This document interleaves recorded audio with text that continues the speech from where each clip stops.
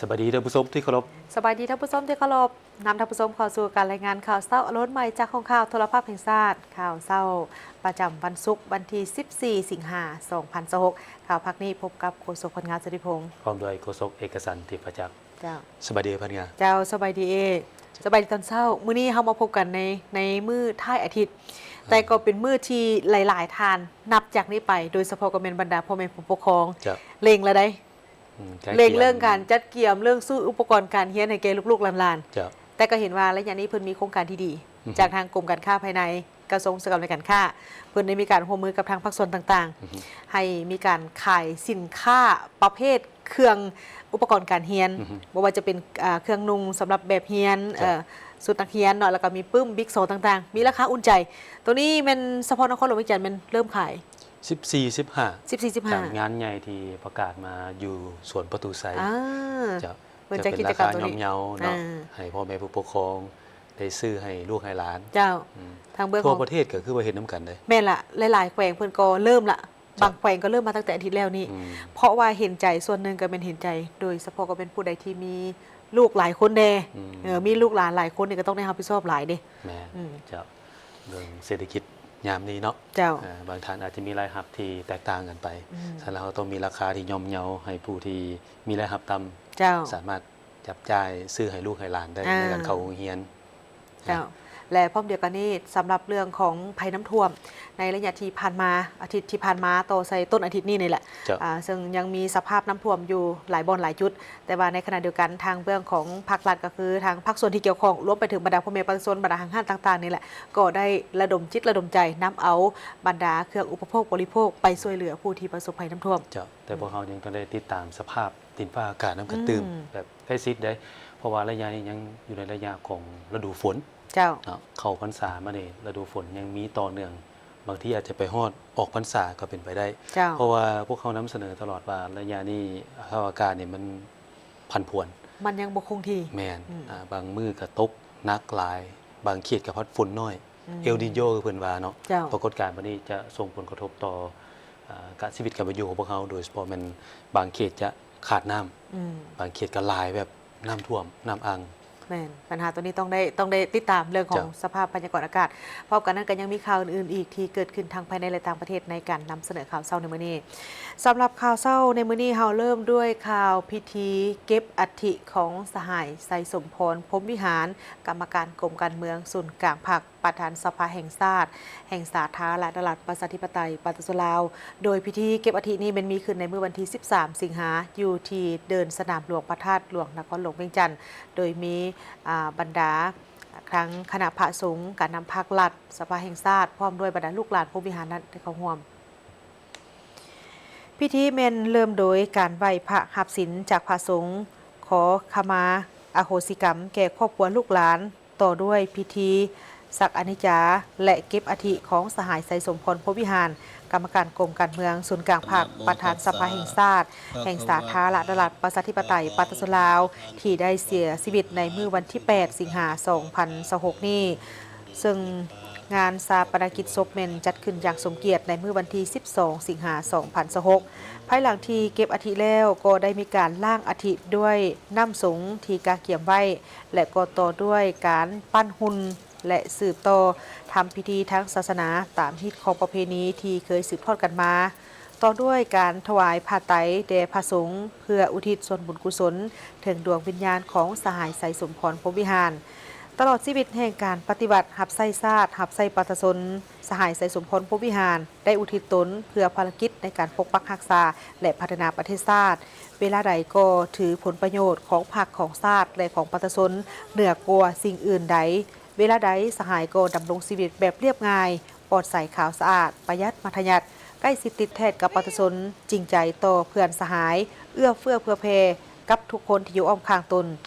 และเข้มงวดในด้านละการเคร่งครัดต่อระเบียบวินัยได้รับการเคารพนับถือเชื่อมั่นจากเพื่อนสหายและปัตสนลาวบรรดาเผ่าก็คือจากเพื่อนมิตรสากลการนำภาครัฐพร้อมด้วยครอบครัวพรหมวิหารญาติพี่น้องและเพื่อนมิตรสหายได้ร่วมกันตั้งกองบุญขึ้นและรับฟังสูตรปริตะมงคลเพื่ออุทิศ ส่วนบุญกุศลในดวงวิญญาณของสหายไซสมพรพรหมวิหารกรรมการกรมการเมืองศูนย์กลางพรรคประธานสภาแห่งชาติในวันที่ 13 สิงหาคม 2026 ที่หอประชุมแห่งชาติการนำภาครัฐพร้อมครอบครัวพรหมวิหารญาติพี่น้องและเพื่อนมิตรสหายได้ร่วมกันตั้งกองบุญขึ้นและจัดพิธีรับฟังสูตรปริตะมงคลเพื่ออุทิศบุญกุศลแด่ดวงวิญญาณของสหายไสสมพรพรหมวิหารกรรมการกรมการเมืองศูนย์กลางพรรคประธานสภาแห่งชาติแห่งสาธารณรัฐประชาธิปไตยปัตตานีลาวที่ได้มรณกรรมในเวลา 11:18 นาทีของวันที่ 8 สิงหาคม 2026 ด้วยพยาธิเส้นเลือดอักเสบที่ห้ายแหงรวมอายุ 70 ปี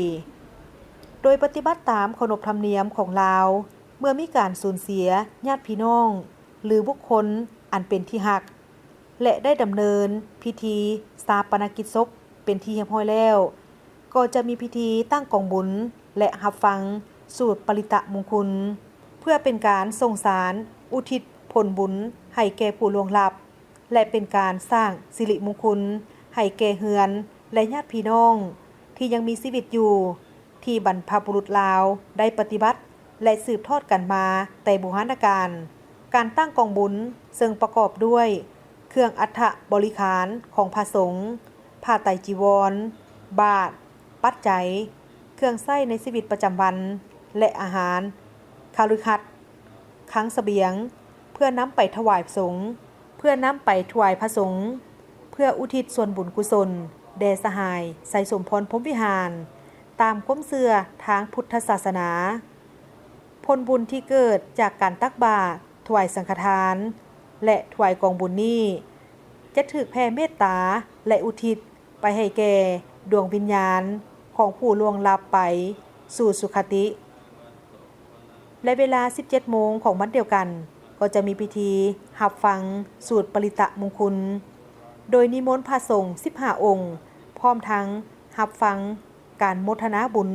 และครบงานตามประเพณีพร้อมทั้งการโมทนาบุญและครบงานตามประเพณีส่วนในวันที่ 14 สิงหาคม 2026 ที่หอประชุมแห่งชาติเริ่มแต่เวลา 7 โมงจะมีพิธีใส่บาตรสหายไสสมพรพรหมวิหารเป็นหนึ่งในบรรดาสหายการนำลักแหล่งของพรรคประชาชนปฏิวัติลาวที่มีความรู้ความสามารถและแกนนำของศูนย์กลางพรรคในการนำพาชี้นำการปฏิวัติในเมื่อก่อนและภารกิจปกปักรักษาและพัฒนาประเทศชาติก็คือเป็นผู้นำหน้าในการจัดตั้งปฏิบัติแนวทางเปลี่ยนแปลงใหม่รอบด้านอย่างมีหลักการของพรรคเป็นนักปฏิบัติที่มีน้ำใจรักชาติอันสูงส่งและเป็นผู้นำที่ดีเด่นของพรรคของชาติตลอดชีวิตของสหายได้อุทิศสติปัญญาและเหือแหงเพื่อภารกิจปฏิบัติเพื่อการพัฒนาประเทศชาติและความอยู่ดีกินดีให้แก่ประชาชนลาวบรรดาเผ่า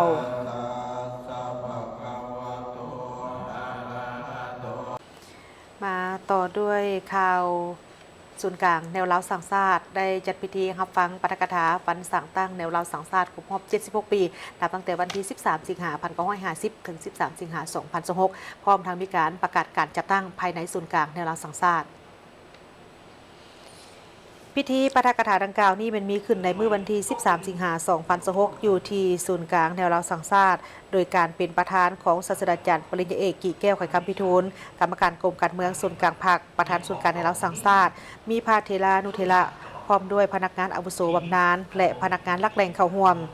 ศาสตราจารย์ปริญญาเอกกิ่งแก้วไขคำพิทูลยังได้ยกให้เห็นถึงการกำเนิดและการเติบใหญ่ขยายตัวของแนวเล้าสังชาติแต่อดีตจนถึงปัจจุบันที่มีผลงานพ้นเด่นในแต่ละระยะในการเต้าโฮมขบวนการต่อสู้กู้ชาติของประชาชนและกำลังที่รักชาติพร้อมการต่อสู้เพื่อปกปักรักษาเอกราชของชาติโดยภายใต้การนำพาของพรรคและการต่อสู้ปลดปล่อยชาติอันยืดเยื้อยาวนานของประชาชนลาวบรรดาเผ่าในขอบเขตทั่วประเทศ ที่ยอมเสียสละชีวิตเลือดเนื้อเพื่อการปฏิบัติบนจิตใจอดทนและสามัคคีช่วยเหลือซึ่งกันและกันของประชาชนลาวบรรดาเผ่าการกำเนิดและขยายตัวดังกล่าวนี้แม่นได้ผ่าน3ระยะประวัติศาสตร์ก็คือระยะที่1เอิ้นว่าแนวลาวอิสระสร้างตั้งขึ้นในเมื่อวันที่13 สิงหาคม 1950เพื่อเต้าโฮมถูกกำลังที่มีจิตใจอยากมีอิสระภาพต่อสู้ต้านลัทธิลาเมืองขึ้นแบบเก่าและอย่างที่2เพื่อให้สอดคล้องกับสภาพการใหม่ฮอดปี 1956 ได้เปลี่ยนชื่อแนวลาวอิสระมาเป็นแนวลาวหักชาติเพื่อเต้าโฮมถูกกำลังการจัดตั้งและส่วนบุคคลผู้ที่มีน้ำใจหักชาติในสายในการต้านลัทธิลาเมืองขึ้นแบบใหม่และอย่างที่3แม่นได้เปลี่ยนชื่อจากแนวลาวหักชาติมาเป็นแนวลาวสร้างชาติเพื่อแนใส่ในการตอบสนองความมุ่งมั่นปรารถนาของประชาชนลาวบรรดาเผ่าที่ได้เป็นเจ้าของประเทศชาติอยากมีการสร้างสรรค์พัฒนาประเทศชาติเพื่อเต้าโฮมทุกกำลังปฏิบัติ2หน้าที่ยุทธศาสตร์ก็คือปกปักรักษาสร้างสรรค์พัฒนาประเทศชาติแนใส่เพื่อการเป็นการเสื่อมซึมศึกษาอบรมการเมืองแนวคิดและปลุกจิตสำนึกให้แก่สมาชิกพรรคพนักงานได้รับรู้และเข้าใจถึงมูลเชื่อและเหตุการณ์ประวัติศาสตร์ที่สำคัญของชาติพร้อมกันเสริมขยายมูลเชื่ออันดีงามของวันดังกล่าวนี้ตั้งหน้าฝึกฝนหล่อหลอมตนเองให้มีคุณธาตุการเมืองที่นักแน่นมีคุณสมบัติศีลธรรมปฏิบัติจงหักภักดีต่อพรรคต่อรัฐเกี่ยวพร้อมเฮ็ดสำเร็จทุกหน้าที่เวียกงานการเมืองที่ได้รับการมอบหมายให้ได้รับผลสำเร็จอย่างสง่างามในพิธีก็ยังได้มีการประกาศการจัดตั้งว่าด้วยการแต่งตั้งรักษาการหัวหน้ากรมสั้นค้นและการจัดตั้งสังคมและแต่งตั้งรักษาการหัวหน้ากรมศาสนาของศูนย์กลางแนวลาวสร้างชาติตื่มอีกในวันที่ 13 สิงหาคม 2026 คณะปฏิรูปรัฐวิสาหกิจได้จัดของประชุมเผยแพร่เสริมซึมมติของประชุมใหญ่ครั้งที่ 12 ของพรรคที่ติดพันกับเวียกงานปฏิรูปรัฐวิสาหกิจพิธีเผยแพร่ได้จัดขึ้นอยู่รัฐวิสาหกิจไฟฟ้าลาวโดยการเป็นประธานของท่านเฉลิมไซกรมสิทธิ์ห้องนายกรัฐมนตรีหัวหน้าคณะปฏิรูปรัฐวิสาหกิจเข้าร่วมมีท่านมาลัยทองกรมสิทธิ์รัฐมนตรีกระทรวงอุตสาหกรรมและการค้าพร้อมด้วยภาคส่วนที่เกี่ยวข้องท่านเฉลิมไซกรมสิทธิ์กล่าวว่าเวียกงานการปฏิรูปรัฐวิสาหกิจแม่นเวียกงานหนึ่งที่พรรคและรัฐบาลได้ให้ความสำคัญเป็นอย่างยิ่งเพื่อหันเข้าสู่คุณภาพสร้างความเข้มแข็งความอาจสามารถในการแข่งขันอยู่ภาคพื้นและสากลย้อนเห็นได้ความสำคัญคือแนวนั้นคณะปฏิรูปรัฐวิสาหกิจจึงได้หันเอาแนวทางดังกล่าวมาจัดตั้งปันขยายเข้าสู่ภาคปฏิบัติตัวจริงโดยเริ่มจากการปรับปรุงนิติกรรมเพื่อกำหนดหลักการวิธีการเป็นบนอิงในการจัดตั้งปฏิบัติและเคลื่อนไหวเหตุให้การปฏิรูปได้กลายเป็นขบวนการเพื่อสร้างความเข้มแข็งให้บรรดารัฐวิสาหกิจให้ก้าวขึ้นเป็นเจ้า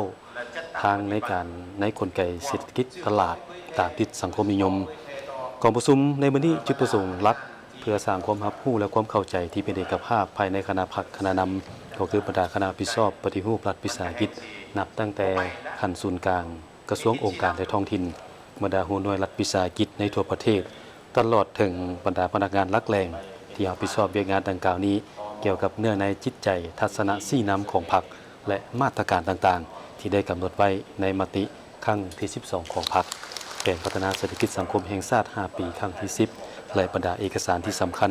ที่ติดพันกับเวียกงานปฏิรูปรัฐวิสาหกิจ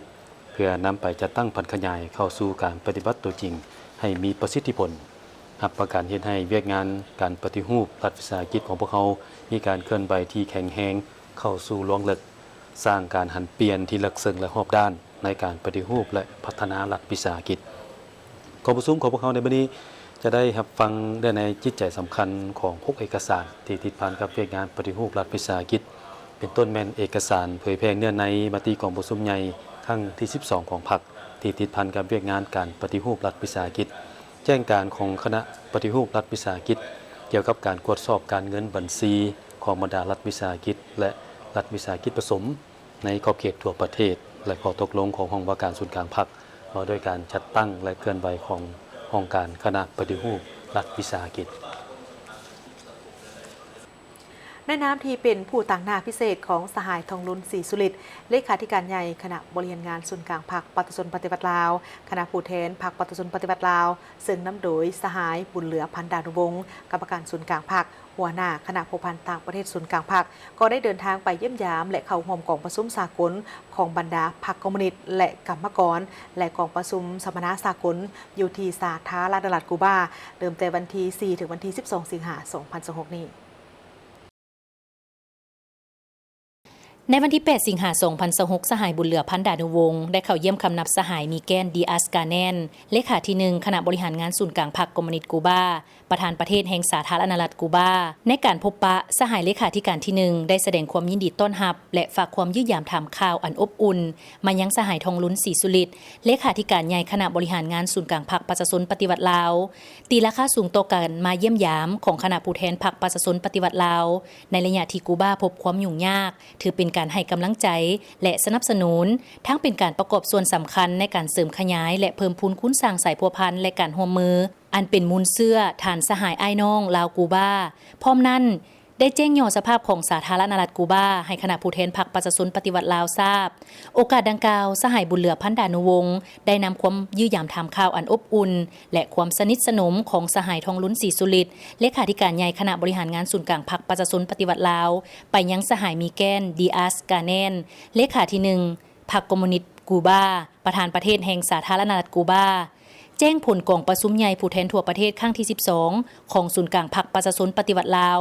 มอบโทรเลขอวยพรวันเกิดสหายฟีเดนกาสโตรูสครบรอบ100 ปีของคณะบริหารงานพรรคประชาชนปฏิวัติลาวให้สหายเลขาธิการที่1คณะบริหารงานศูนย์กลางพรรคคอมมิวนิสต์กูบาและได้แจ้งโดยย่อสภาพพ้นเด่นของสาธารณรัฐประชาธิปไตยประชาชนลาวให้พรรคคอมมิวนิสต์กูบาทราบการพบปะดังกล่าว2ฝ่ายได้ตีราคาสูงและปิติยินดีที่สายพัวพันและการร่วมมือที่เป็นมูลเสื้ออันดีงามระหว่างลาวและกูบาสืบต่อได้รับการเสริมขยายและเพิ่มพูนคุ้นสร้างเฮ็ดให้การพัวพันทางด้านการเมืองมีความนักแน่นมีความเข้าอกเข้าใจกันดีและสนับสนุนซึ่งกันและกันทั้งในเวทีภาคพื้นและสากลการพัวพันร่วมมือของบรรดาแขนงการของ2ประเทศได้รับการเสริมขยายอย่างตั้งหน้าและมีมากผลนำเอาผลประโยชน์มาสู่ประชาชน2ชาติอย่างแท้จริงนอกจากการเข้าเยี่ยมคำนับการน้ำขั้นสูงของพรรคคอมมิวนิสต์กูบาสหายบุญเหลือพันดานุวงศ์ได้พบปะกับสหายเอมิลิโอรัดเมลโรซาดากาเซียกรรมการศูนย์กลางพรรคหัวหน้าคณะพัวพันต่างประเทศศูนย์กลางพรรคคอมมิวนิสต์กูบา2ฝ่ายได้ตีราคาสูงและปิติยินดีต่อการพัวพันร่วมมือระหว่าง2คณะพัวพันต่างประเทศศูนย์กลางพรรคปรึกษาหารือและแลกเปลี่ยนทัศนะต่อปัญหาภาคพื้นและสากลที่2ฝ่ายมีความสนใจและเป็นเอกภาพกันในการสืบต่อพัวพันและร่วมมืออย่างใกล้ชิดเพื่อเฮ็ดหน้าที่เป็นเสนาธิการให้แก่2พรรค2รัฐมีความเข้มแข็งและมีประสิทธิผลสูงขึ้นกว่าเก่ามาต่อที่เกี่ยมจัดงานเทศกาลคำลาวปีที่2ระหว่างวันที่4 ถึง 6 กันยายน 2026เป็นการยกระดับอุตสาหกรรมคำลาวให้ก้าวไกลสู่สากลโดยที่พิธีแถลงข่าวจัดเทศกาลคำลาว 2026 หรือว่าลาวโกเฟสติวัล 2026 ซึ่งจัดขึ้นในอาทิตย์ที่ผ่านมา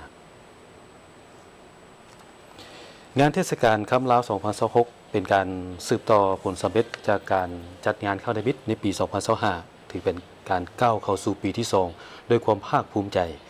งานในปีนี้จะจัดขึ้นภายใต้แนวคิดคำลาวสู่คำโลกยกระดับอุตสาหกรรมคำลาวสู่มาตรฐานสากลเชื่อมโยงการร่วมมือสร้างความเชื่อมั่นเติบโตร่วมกันโดยกำหนดจัดงานระหว่างวันที่4 ถึงวันที่ 6 กันยายน 2026 ที่หอประชุมแห่งชาติ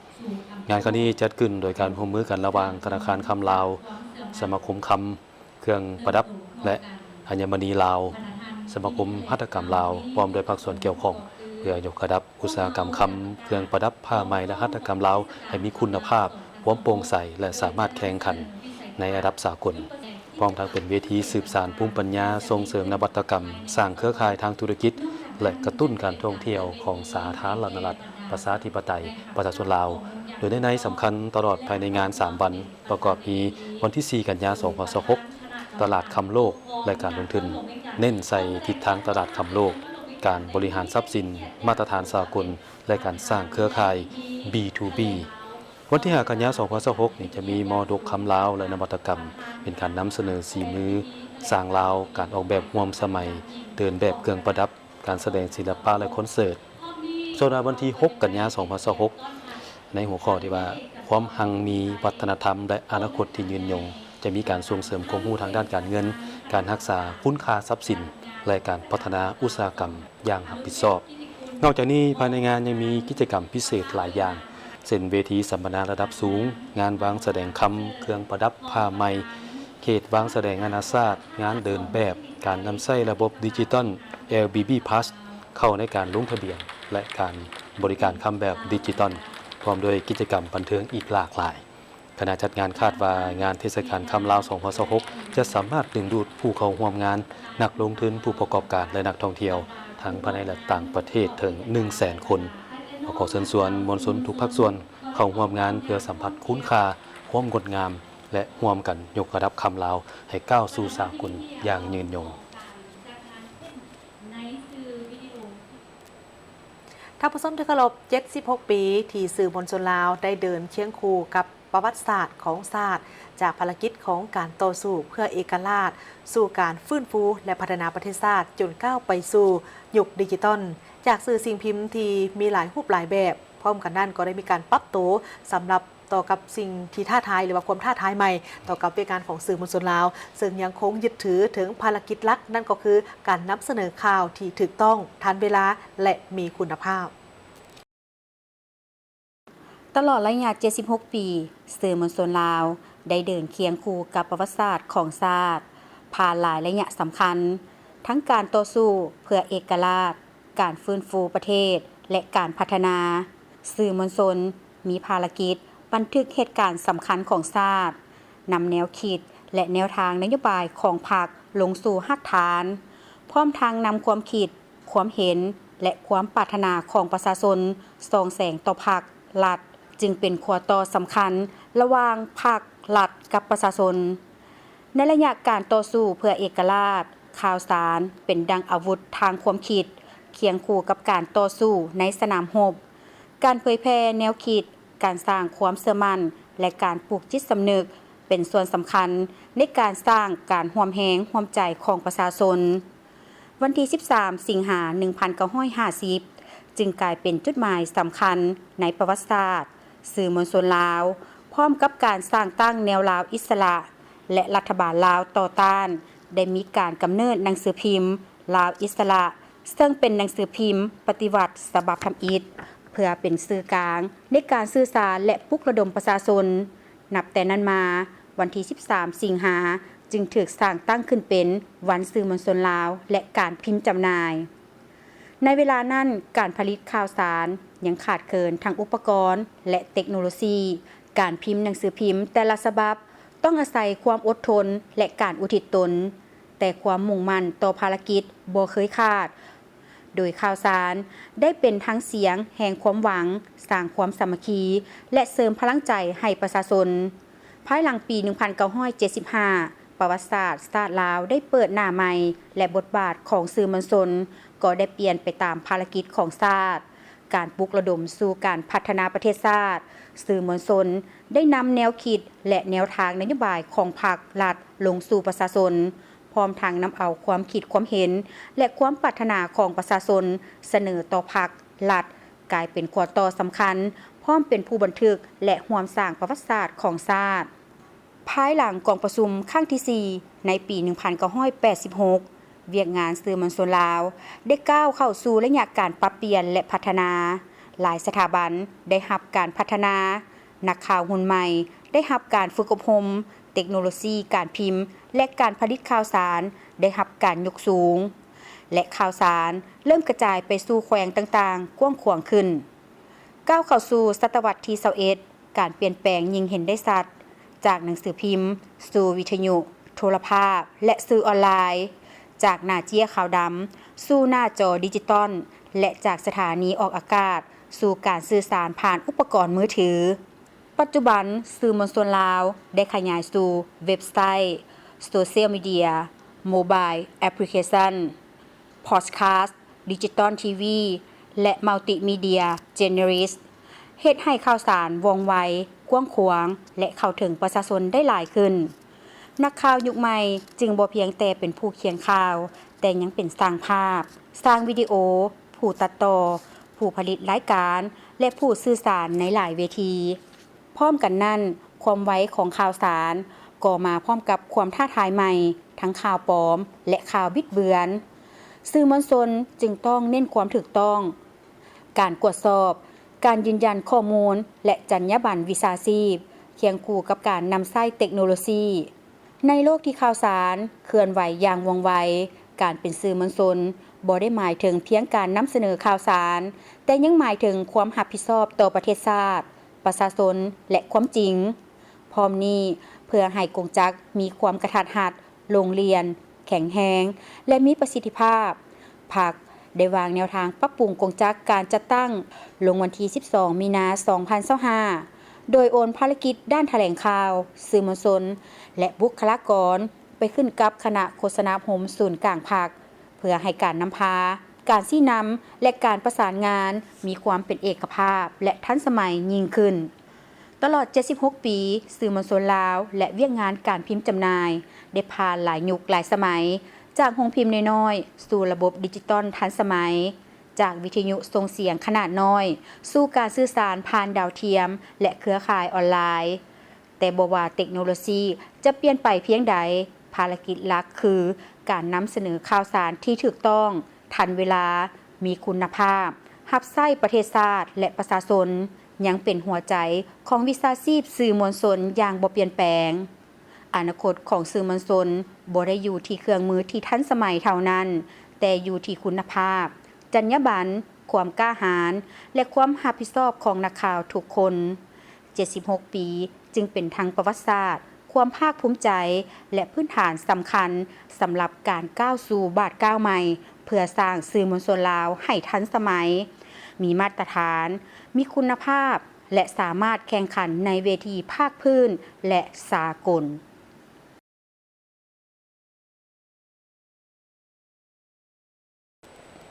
พอเข้ามาต่อที่แขวงไส้กรองจะจัดกิจกรรมจำหน่ายสินค้าในราคานโยบายคือประเด็นอุตสาหกรรมและการค้าแขวงไส้กรองร่วมกับภาคส่วนเกี่ยวข้องภายในแขวงแจ้งมาว่าจะจัดกิจกรรมเปิดห้างค้าเพื่อจำหน่ายสินค้าอุปโภคบริโภคและอุปกรณ์การศึกษาในราคานโยบายราคาอุ่นใจหรือว่าราคาถูกเนาะเพื่อรองรับให้แก่การใกล้เคียงเปิดศูนย์เรียนใหม่ที่จะมาถึงนี้กิจกรรมในครั้งนี้จัดขึ้นวันที่14 สิงหาคมคือมื้อนี้เนาะอยู่ที่เดินศูนย์การค้าแขวงไส้กรองเริ่มแต่เวลา 9 โมงหมายความว่าเบิ่งข่าวเช้าพวกเฮาแล้วฮู้ข่าวนี้แล้วไปได้เลยจะ9 โมงจนไปฮอด 17 โมงจน5 โมงแลงซึ่งสินค้าแม่มาแล้วซึ่งสินค้านำมาจำหน่ายกับประกอบมีปึ้มแบบเฮียนปึ้มเขียนบิ๊กซอดำยางลึบไม้บรรทัดเครื่องแบบนักเรียนและสินค้าอื่นๆโดยเฉพาะแม่นผลิตภัณฑ์ของลาวเฮาเนี่ยซึ่งท่านนางวีรครบรรทเวอร์ห้องหัวหน้าแผนกอุตสาหกรรมและการค้าแขวงไส้กรองได้ฮู้ว่าการจัดกิจกรรมในครั้งนี้เพื่อเป็นการฮ้องรับให้แก่การแก้เกี่ยมเปิดสุขเฮียนใหม่ก็คือ 2026-2027 สุขยูส่งเสริมให้หันมาสมใช้สินค้าลาวให้หลายขึ้นและเพื่อแบ่งเบาภาระของประชาชนก็คือพ่อแม่ผู้ปกครองนักเรียนที่ว่ามีรายรับต่ำฉะนั้นจึงขอเชิญชวนประชาชนเข้าร่วมกิจกรรมหรือว่าเข้ามาใช้บริการซื้อสินค้าอุปกรณ์การเรียนตามสถานที่วันและเวลาที่ได้กำหนดไว้เพื่อให้ได้สินค้าที่มีคุณภาพดีและราคาที่เป็นนโยบายของทางภาครัฐเป็นนโยบายเมื่อเว้าถึงเวียกงานดังกล่าวนี่เนาะซึ่งเว้าถึงมาเรื่องของการควบคุมราคาสินค้าเนาะอันนี้ก็เป็นเวียกงานของทางเบื้องของกรมการค้าภายในกระทรวงอุตสาหกรรมและการค้าก่อนหน้านี้เพิ่นก็ได้มีการแจ้งการคักแน่ลงไปหาแต่ละแผนกของทางแผนกการค้าของทั้งเมืองของทางแขวงแต่ละแขวงนี่ให้ร่วมกันจัดกิจกรรมดังกล่าวนี้ก็ถือว่าเป็นกิจกรรมที่ดีส่วนหนึ่งแล้วมันจะช่วยเว้าเรื่องว่าผู้ที่มีลูกหลานหลายคนเด้ก็จะช่วยประหยัดน้อยๆและประหยัดอันละเล็กละน้อยหลายอันก็จะหลายได้เนาะ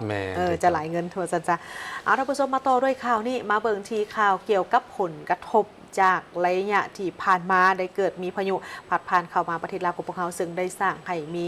ผลกระทบเกี่ยวกับสภาพภัยน้ำท่วมอยู่หลายจุดหลายแขวงหนึ่งในนั้นก็เป็นแขวงบุรีคำไซโดยทางเบื้องของแขวงบุรีคำไซเองก็ได้มีการเล็งในการแก้ไข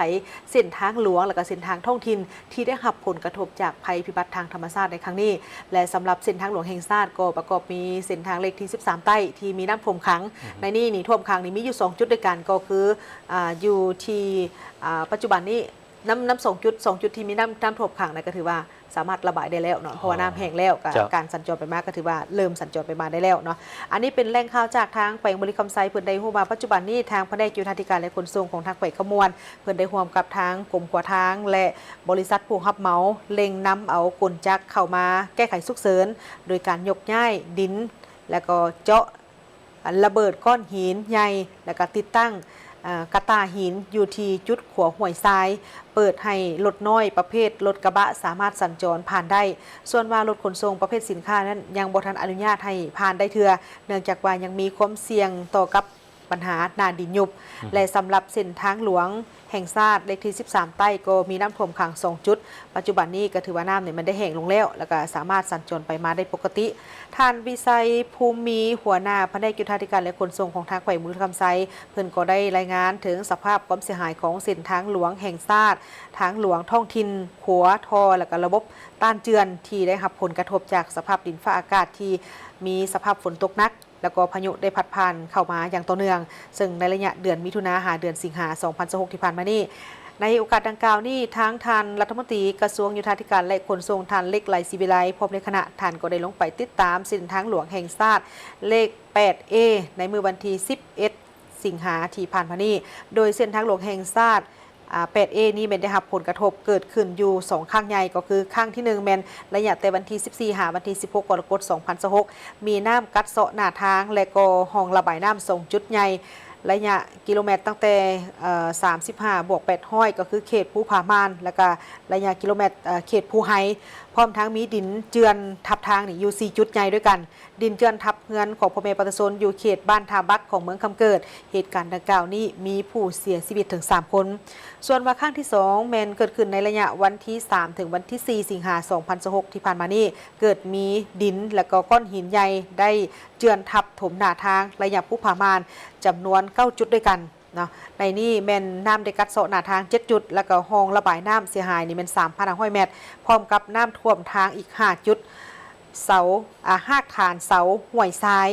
ก็ถูกน้ำกัดเซาะเสียหายจนรถนั้นบ่สามารถสัญจรไปมาได้ด้านเส้นทางหลวงท้องถิ่นอยู่บรรดาเมืองเช่นว่าเมืองไซจำพรเมืองปากกระดิ่งเมืองบริคันเมืองทาพระบาทและก็เมืองเวียงทองนี่แม้นได้รับผลกระทบดินเจือนและก็น้ำท่วมเช่นเดียวกัน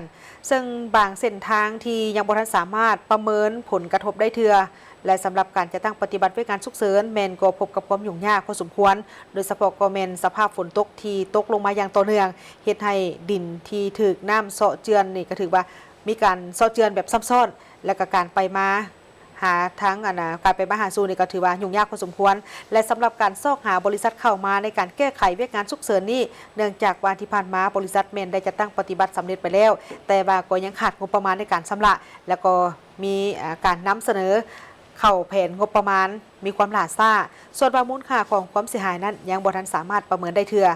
ในโอกาสที่ลงไปติดตามครั้งนี้ท่านเล็กไหลศิวิไลเองก็ได้เสนอให้ทางคณะกรรมการปกครองของทางแขวงบริคำไซรวมไปถึงภาคในการที่เกี่ยวข้องจงได้มีการประสานสมทบกับทางบริษัทที่รับเหมาให้มาแก้ไขฉุกเฉินก่อนและก็แก้ไขเส้นทางนี้ให้สามารถนำไส้ได้ปกติโดยไวพร้อมกันเดียวกันนี้ก็ได้เก็บกำข้อมูลเพื่อปรับปรุงหลังสิ้นสุดฤดูฝนเส้นทางเลขที่8A นี้แมันเป็นเส้นทางหลักในการสัญจรก็คือการจราจรสินค้าระหว่างประเทศก็คือลาวออกสู่เวียดนามและจากเวียดนามเข้าสู่มาลาวไปสู่ประเทศที่3อันนี้ว่าเป็นเส้นทางหลักเลยจ้ะก็เห็นใจเนาะเพราะว่าเฮาก็บ่สามารถคาดเดาความรุนแรงของภัยพิบัติทางธรรมชาติได้คือทั้งที่ท่านเล็กไหลบอกแล้วว่าหลังจากจบฤดูฝนนี้สิเฮ็ดใหม่มันแข็งแรงกว่าเก่าทนทานต่อสภาพอากาศอันนี้ก็ถือเป็นเส้นทางหลักคือพัญญาบอกเลยเนาะเส้นทางหลักในการจราจรสินค้าจากลาวไปเวียดจากเวียดมาลาวเพื่อก้าวไปสู่ประเทศที่3เจ้าเอาทั้งประชาชนผู้ที่ได้รับผลกระทบจากภัยพิบัติน้ำท่วมอยู่เมืองคุนคำแขวงคำมวลก็ได้รับการช่วยเหลือแหล่งข่าวจากแขวงคำมวลได้ฮู้ว่าการนำเมืองคุนคำแขวงคำมวลซึ่งนำโดยท่านคำเปียนมณีคำเลขาพรรคเมืองคุนคำท่านพมลาคานละวันประธานคณะกรรมการปกครองเมืองพร้อมด้วยคณะได้พร้อมใจกันเร่งนำเอาข้าวสารลงมาช่วยเหลือผู้ประสบภัยน้ำท่วมภายในเมืองคูนคำในวันที่12สิงหาคมผ่านมาการลงมอบเครื่องช่วยเหลือครั้งนี้เป็นประเภทข้าวสารให้แก่ประชาชนผู้ที่ประสบภัยน้ำท่วมก็มี8บ้านคือบ้านอ้อบ้านกูบ บ้านพลแยงบ้านแก้งบ้านนากลางบ้านนาคำบ้านม่วงน้ำสางบ้านนาคาและก็บ้านคุณเงินซึ่งจำนวนข้าวที่ลงกระบอกในครั้งนี้แม่น 13,500 กิโลกรัมการลงกระบอกในครั้งนี้อำนาจการปกครองบ้านก็ได้ประกาศผ่านโทรโคงของบ้านให้ประชาชนมาเอาข้าวสารและด้วยความเป็นห่วงเป็นใยจากภาครัฐขันถึงบรรดาครอบครัวที่บ่สามารถเดินทางออกมารับเอาเข้าได้นั้นทางการนำของเมืองคณะตาแสงนากลางอำนาจการปกครองบ้านก็ได้จัดแจงเอาเข้าไปมอบให้ประชาชนจนถึงเฮือนศาลของประชาชนอันนั้น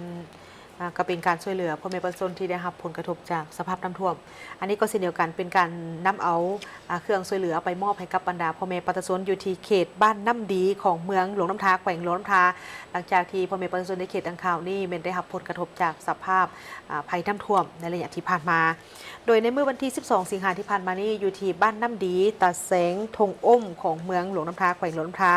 มีทั้งภาครัฐภาคเอกชนรวมไปถึงพ่อแม่ประชาชนที่ได้ความเห็นความใจกันนำเอาเครื่องอุปโภคบริโภคและทุนฮ้อนจำนวนหนึ่งไปช่วยเหลือประชาชนที่ได้รับผลกระทบจากภัยพิบัติน้ำท่วมกระทันหันเมื่อวันที่ 11 สิงหาคมที่ผ่านมาโดยทางภาคส่วนที่นำเครื่องมาช่วยเหลือในครั้งนี้แม่นมีสภาประชาชนแขวงได้นำเอาผ้าห่มจำนวน27ผืนน้ำดื่ม27แก๊สมีไวๆ27แก๊สปลากระป๋อง27แพ็คและไข่ไก่อีก27แตะรวมมูลค่าแม่น14 ล้านกว่ากีบนอกจากนั้นก็ยังมีครอบครัวทันท้องสอนอาจผาสุกบ้านธงใจเหนือได้นำเอาน้ำดื่มตุกใหญ่8แพ็คมี10แก๊สปลากระป๋อง4แพ็คแล้วก็ไข่ไก่อีกจำนวน5แตะรวมมูลค่า3 ล้านกีบบริษัทจิตเจริญมอบผ้าห่ม1ผืนน้ำดื่ม1แก๊สมีไวๆ1แก๊สปลากระป๋อง1แพ็คแล้วก็ไข่อีกจำนวนหนึ่งเพื่อนำไปแจกจ่ายให้แก่แต่ละครอบครัวรวมมูลค่าเป็น2 ล้านกีบทั้งของว่าการของทางเมืองหลวงน้ำทาประกอบมีน้ำดื่มมีจำนวน20แพ็คแล้วก็ครอบครัวของทานคำฟองอินทมณีช่วยเหลือน้ำดื่มจำนวน20แพ็คแล้วก็นางซุกลาวลีบ้านหัวสูงช่วยเหลือน้ำดื่มนี่จำนวน10แพ็ค3,000บ้านหัวขัวช่วยเหลือข้าวสารและก็เครื่องนุ่งห่มอีกจำนวนหนึ่งนอกจากนั้นก็ยังมีทางกองบัญชาการทหารแขวงได้นำส่งกองกำลังพลจำนวน15สหายเพื่อลงพื้นที่ในการลงไปช่วยเหลือประชาชนอย่างใกล้ชิดการลงพื้นที่นำไปมอบเครื่องช่วยเหลือในครั้งนี้มันแสดงให้เห็นถึงความเป็นห่วงเป็นใยและมีน้ำใจเอื้อเฟื้อเพื่อเพของทางสังคมที่บ่ปะบ่ทิมกันในยามที่ทุกข์ยากขาดเคินและก็เป็นกำลังใจให้แก่พ่อแม่ประชาชนพี่น้องชาวบ้านน้ำดีที่ประสบพบภัยอยู่ปัจจุบันนี้ขอให้มีกำลังใจต่อสู้และก็สามารถผ่านผ่าวิกฤตครั้งนี้ไปโดยไวอันนี้ถึงแม้ว่าจะเป็นมูลค่าบ่สูงแต่ว่าก็เป็นการบิแบ่งปันน้ำจิตน้ำใจช่วยเหลือกันเนาะในยามที่พบกับความยุ่งยากแบบนี้จะขอรักษาไว้เป็นบุญเสื้อเนาะการช่วยเหลือของพวกเขาไปต่อที่เรื่องของเจ้าหน้าที่กักตัวขบวนการนายหน้าฆ่ามนุษย์4คนอยู่เมืองไซธานีนครหลวงเวียงจันทร์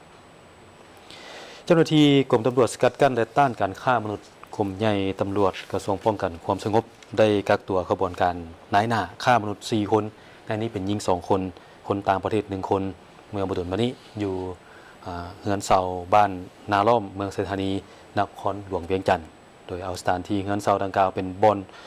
เบิ่งตัวผู้หญิงและผู้ชายคือก่อนจะกักตัวพวกเกี่ยวก็ย้อนว่าได้รับแจ้งจากพลเมืองดีว่ามีขบวนการนายหน้าคนลาวและต่างประเทศมาติดต่อซอกหาคนควายและซักซ้วนเอาหญิงสาวลาวไปแต่งดองกับคนต่างประเทศแบบบ่ถูกต้องโอ้ยังมีได้แบบยังมีหลายเนาะถึงอยู่ที่บ้านยูเปียเมืองคำแขวงเส้งขวงและบ้านหนองเข่งเมืองไซธานีนครหลวงเวียงจันทร์โดยวางเงินค่าดองจำนวน170 210 ล้านกีบเบิ่งจากเงินค่าดองแล้วคือว่าหลายบางเทื่อก็เอาว่าง่ายๆว่าเอาเงินเข้ามาล่อแล้วจ้ะต่อกับปัญหาดังกล่าวนี้กรมตำรวจสกัดกั้นและต้านการฆ่ามนุษย์กรมใหญ่ตำรวจกระทรวงป้องกันความสงบเรียกร้องมายังพ่อแม่ประชาชนบรรดาเผ่าบุคคลใดหากมีพฤติกรรมเป็นนายหน้าแม่นให้หยุดเซาและจงช่วยกันมีสติระมัดระวังป้องกันตัวเองและครอบครัวบ่ให้ถูกตัวยั่วหลอกลวงบังคับผูกมัดด้วยหนี้สินซึ่งเป็นเล่ห์เหลี่ยมในวิธีการของขบวนการฆ่ามนุษย์ที่มักจะซักซ้วนให้ลูกหลานของท่านไปแต่งดองกับคนต่างประเทศที่บ่ถูกต้องตามระเบียบกฎหมายในเมื่อท่านพบเห็นหรือว่าสงสัยเหตุการณ์ดังกล่าวให้แจ้งข้อมูลมาหาเจ้าหน้าที่บอนที่ว่าใกล้ที่สุดเนาะหรือว่าแจ้งทางเบอร์สายด่วนกรมตำรวจสกัดกั้นและต้านการฆ่ามนุษย์1300นี่เบอร์สายด่วนโทรไปได้ง่ายๆโลดเนาะชื่อง่ายๆ1300เจ้าเรือเบอร์ WhatsApp เพิ่นก็แจ้งมาว่าเป็นเบอร์ WhatsApp นี่มัน020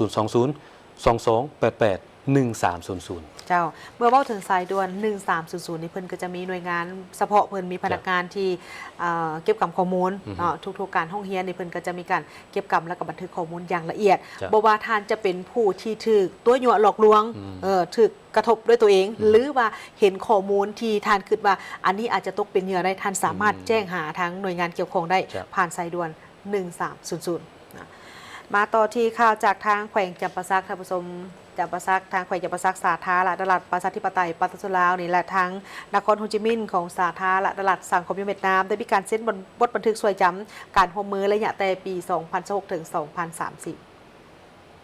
กองประชุมคณะผู้แทนทั้งสองฝ่ายได้พร้อมกันทบทวนให้เห็นถึงการเพิ่มทวีสายพัวพันมิตรภาพการร่วมมือสนิทแน่นและมีความหมายยุทธศาสตร์ยาวนานและยืนยงระหว่างแขวงจำปาสักและนครโฮจิมินห์การพบปะหารือในครั้งนี้จัดขึ้นในโอกาสที่นครโฮจิมินห์และแขวงจำปาสักครบรอบ25 ปีของการสร้างตั้งสายพัวพันมิตรภาพและการร่วมมือโอกาสที่ทั้งสองฝ่ายได้ทบทวนการร่วมมือตลอดระยะผ่านมาพร้อมประเมินผลสำเร็จที่บรรลุได้และกำหนดทิศทางการร่วมมือในระยะต่อหน้าระยะปี 2022 หา 2025สายพัวพันระหว่างนครโฮจิมินห์แขวงจำปาสักได้ดำเนินไปในหลายคงเขตด้านการเมืองการต่างประเทศสองท้องถิ่นได้รักษาการและแลกเปลี่ยนคณะผู้แทนอย่างต่อเนื่องเฉพาะปี 2025สหายปริญญาเอกอรุณไซศูนย์นราชเลขาคณะบริหารงานพรรคแขวงประธานสภาประชาชนแขวงจำปาสักได้นำคณะผู้แทนระดับสูงของแขวงจำปาสักไปเยี่ยมยามนครโฮจิมินห์2 ครั้งเป็นต้นด้านการศึกษาการฝึกอบรมและการพัฒนาทรัพยากรมนุษย์แม่นหนึ่งในคงเขตเด่นที่ได้ดำเนินการนครโฮจิมินห์และแขวงบิงเยืองเก่าได้มอบทุนการศึกษาระดับปริญญาตรีและหลังปริญญาตรีจำนวน55 ทุนต่อปีให้แก่บุคลากรและนักศึกษาจากแขวงจำปาสักนครโฮจิมินห์ยังได้จัดการเรียนขังทับอิฐสำหรับการฝึกอบรมหลักสูตรด้านทฤษฎีการเมืองขั้นสูงให้แก่พนักงานแขวงจำปาสักด้านการแลกเปลี่ยนประชาชนได้ดำเนินโครงการครอบครัวเวียดนามกับนักศึกษาลาวที่มาศึกษาอยู่นครโฮจิมินห์เพื่อสร้างโอกาสให้นักศึกษาลาวรวมทั้งนักศึกษาแขวงจำปาสักได้พักผ้าอาศัยและแลกเปลี่ยนร่วมกับครอบครัวเวียดนามการแลกเปลี่ยนระหว่างชาวหนุ่มและบรรดาองค์การการเมืองสังคมของสองท้องถิ่นก็ได้รับการเพิ่มทวีด้านเศรษฐกิจการค้าและการลงทุนแขวงจำปาสักได้เข้าร่วมงานเศรษฐกิจที่นครโฮจิมินห์จัดขึ้นอย่างเสมอทั้งสองฝ่ายได้ประสานงานเพื่อดำเนินบางโครงการร่วมมือในนั้นรวมมีโครงการก่อสร้างสนามแดงอยู่แขวงจำปาสักและศูนย์การค้ามิตรภาพจำปาสักโฮจิมินห์เพื่อก้าวสู่เป็นแบบอย่างของสายพัวพันเวียดนามลาวจากผลสำเร็จที่เป็นหูปธรรมดังกล่าวทั้งสองฝ่ายสืบต่อลงนามบทบันทึกความเข้าใจด้านการร่วมมือระหว่างคณะกรรมการประชาชนนครโฮจิมินห์และคณะปกครองแขวงจำปาสักในระยะปี 2026 หา 2030 โดยกำหนดเป้าหมายสร้างสายพัวพันของสองท้องถิ่นให้กลายเป็นแบบอย่างอันโดดเด่นของการร่วมมือหอบด่าน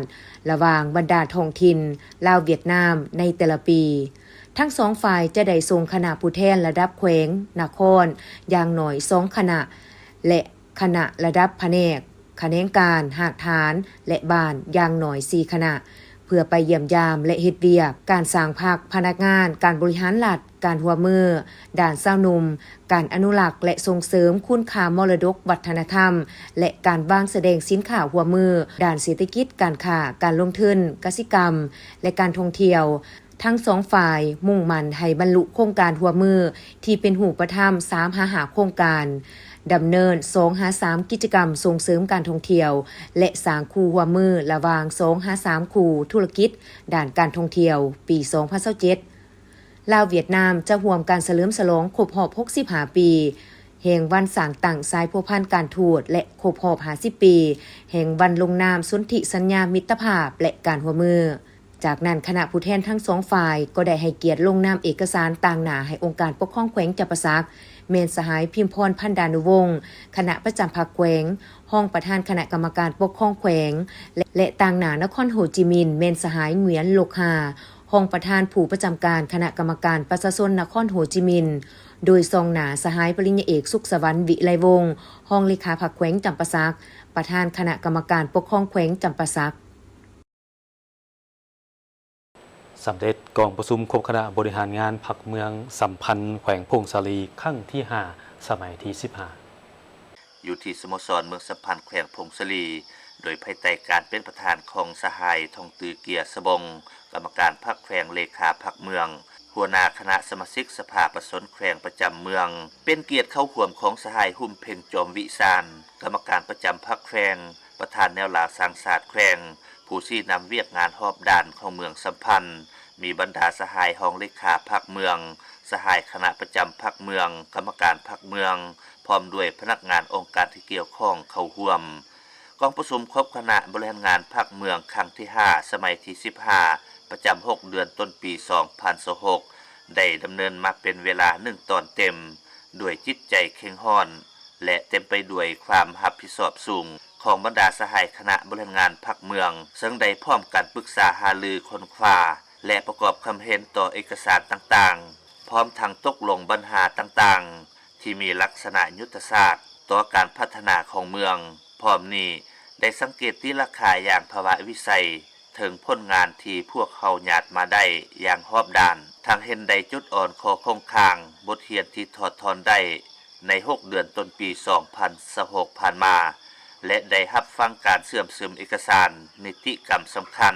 จำนวน3 เอกสารเพื่อเป็นบ่อนอิงในการจัดตั้งปฏิบัติเวียกงานและเพื่อก้าวเข้าไปสู่การจัดตั้งปฏิบัติและพัฒนาบรรดาเนื้อในของประชุมใหญ่ครั้งที่ 15 ขององค์คณะพรรคเมืองก็คือองค์การแนวราวสร้างชาติสหพันธ์นักรบเก่าและบรรดาองค์การจัดตั้งมหาชนทั้งเป็นทิศชี้นำให้แก่คณะบริหารงานพรรคเมืองสืบต่อพัฒนาเศรษฐกิจสังคมนำพาชี้นำจัดตั้งปฏิบัติ2 นาทียุทธศาสตร์ในการนำพาทุกขบวนการปกปักรักษาและสร้างสรรค์พัฒนาเมืองสัมพันธ์ให้มีบาทเลี้ยวใหม่ที่หนักแน่นกว่าเก่าในโอกาสที่มีความหมายความสำคัญนี้สหายหุ่มเพ่งจอมวิสารกรรมการประจำพรรคแขวงประธานแนวราวสร้างชาติได้แสดงความย่องหย่อสมเสยต่อผลสำเร็จที่องค์คณะพรรคเมืองได้พร้อมกันเคลื่อนไหวชี้นำพาตลอดระยะผ่านมาพร้อมทั้งเน้นหนักหลายปัญหาที่สำคัญเป็นต้นให้คณะนำแต่ละขั้นต้องสืบต่อยกสูงความสามารถนำพาของคณะพรรคของพวกสหายด้วยการกำแนนแนวทางมติคำสั่ง10 นาทีของแต่ละภาคส่วนให้เลิกเซิงพร้อมนี้สืบต่อเอาใจใส่ถือเอาเวียกงานศึกษาอบรมการเมืองแนวคิดเป็นกกนำเอาแนวทางแผนนโยบายมติคำสั่งข้อกำหนดกฎระเบียบของพรรคกฎหมายของรัฐมุ่นเสือของกำลังป้องกันความสงบของพวกเขามาศึกษาอบรมให้พนักงานสมาชิกพรรคและประชาชนบรรดาเผ่าได้รับรู้และเข้าใจสืบต่อจัดตั้งปฏิบัติยุทธศาสตร์การนำพาของพรรค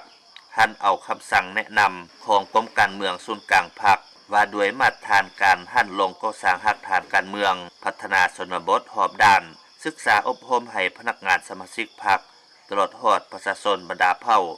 จัดตั้งปฏิบัติทิศชี้นำที่ว่าเพิ่งตนเองกลุ่มตนเองสร้างความเข้มแข็งด้วยตนเองเอาใจใส่ซอกน้ำใส่ท่าแห่งบ่มซอนนับทางท่าแห่งกำลังอยู่ในเมืองของตนเพื่อสู้สนปฏิบัติคัดหมายแผนการสร้างเศรษฐกิจเป็นต้นการปลูกการเลี้ยงหัตถกรรมการบริการยัดแย้งการลงทุนจากทุกภาคส่วนต่างๆน้ำใส่ให้เกิดผลประโยชน์สูงสุดสืบต่อเป็นเจ้าการพัวพันหัวมือกับต่างประเทศโดยเฉพาะแมนบรรดาตาแซงเพื่อนมิตรยุทธศาสตร์สสเวียดนามให้นับมือนับแหนนแฟนเฮ็ดให้ลักหมายไส้แดนมีสันติภาพมิตรภาพการร่วมมือรอบด้านเพื่อยัดแยงเอาบทเรียนจากประเทศเพื่อนมิตรมาปรับปรุงเมืองตนให้นับมือนับดีขึ้นและมีบัตรเก่าอันใหม่ในโอกาสที่ท่านใดเข้าร่วมกองประชุมครบคณะบริหารงานพรรคเมืองสัมพันธ์ครั้งที่ 5 สมัยที่ 15 ในครั้งนี้ยังได้มอบเครื่องอุปกรณ์การแพทย์ให้ห้องการสถาธารณสุขเมืองสัมพันธ์จำนวนหนึ่งตื่มอีก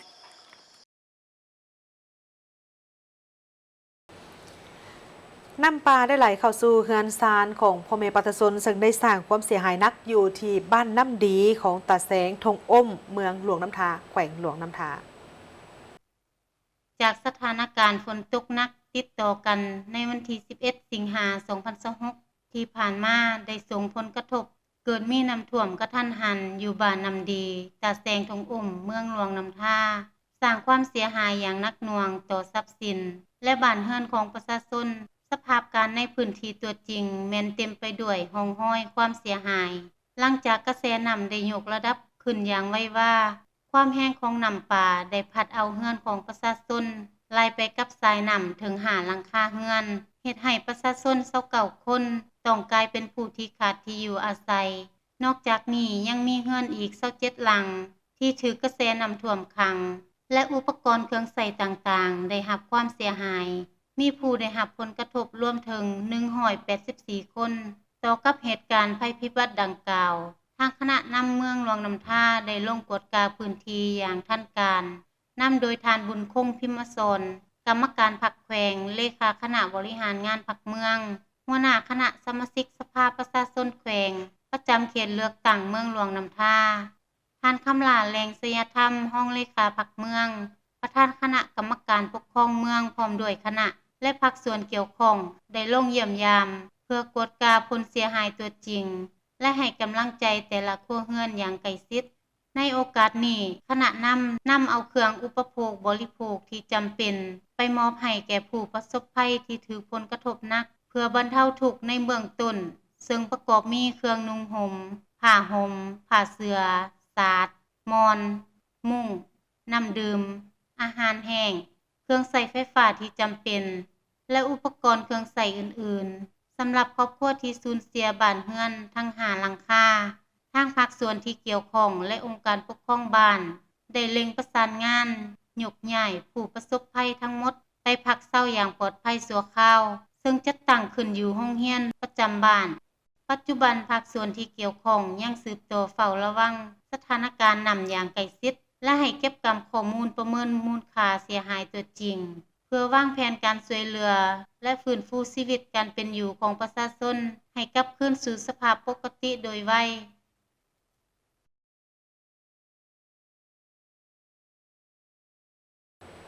คณะจัดตั้งแขวงอุดมไซได้ลงไปเคลื่อนไหวสุกยุ่งเวียกงานจัดตั้งอยู่เมืองลา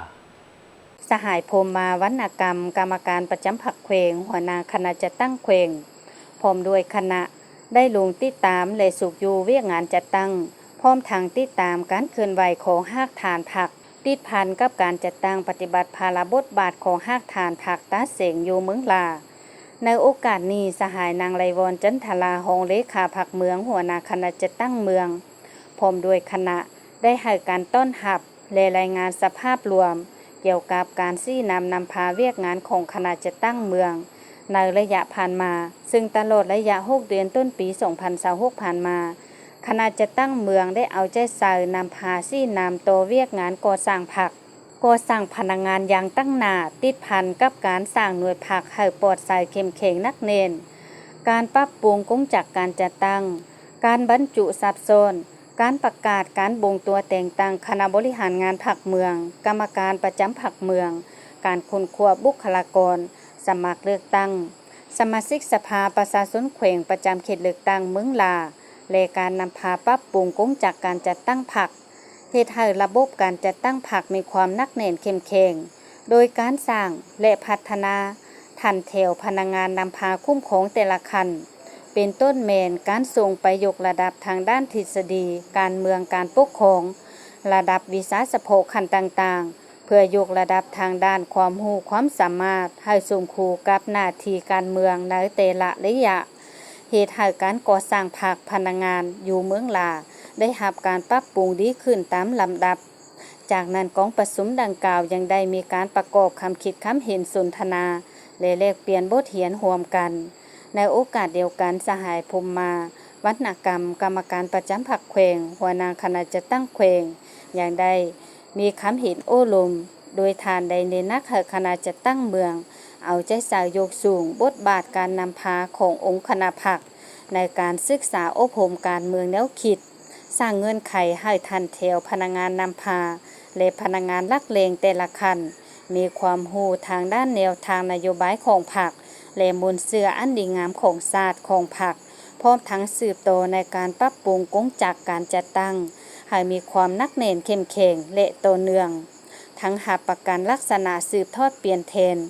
พร้อมนี้คณะทีมงานยังได้ลงเคลื่อนไหวติดตามและสุกอยู่การปรับปรุงโตเติมสำนักงานตาเสงผาไซ